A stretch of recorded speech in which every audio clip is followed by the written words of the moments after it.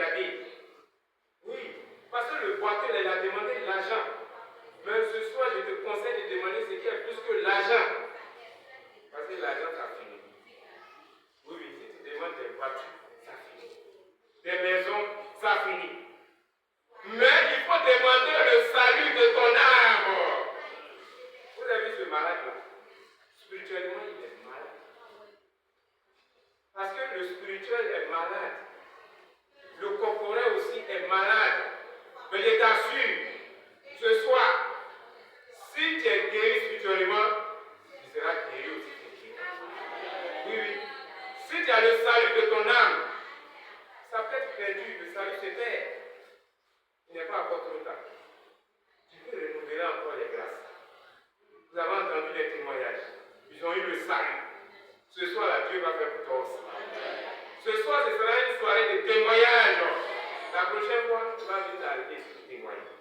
Et ce boiteux, lui, il avait foi à Pierre et Jean. Or, Pierre et Jean, ce sont des humains. Mais lui, il regardait de l'argent. Mais écoute ce qui va arriver. 5 ans. Et il les regardait attentivement, s'attendant à recevoir d'eux quelque chose. Il s'attendait à recevoir. Ce soir-là, tout attend à recevoir de quelque chose de la main du Seigneur. Et Pierre et Jean lui disent, regarde-nous bien. Regarde-nous bien. On n'a pas d'argent. On n'a pas de l'or. Mais ce qu'on a, ce soir, moi je n'ai pas l'argent à vous donner.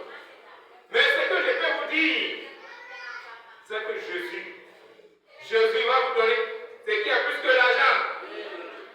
Au même moment, ils ont dit, au nom de Jésus, lève-toi et marche. Au même moment, le boiteux s'est levé.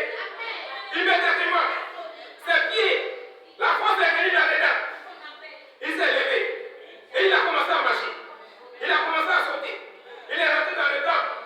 Ce soir, tu vas sauter. Ce soir, tu vas recevoir le salut de ton âme. Tu vas sauter. Oui, ce soir, Dieu va changer ta vie. Et il a commencé à louer Dieu.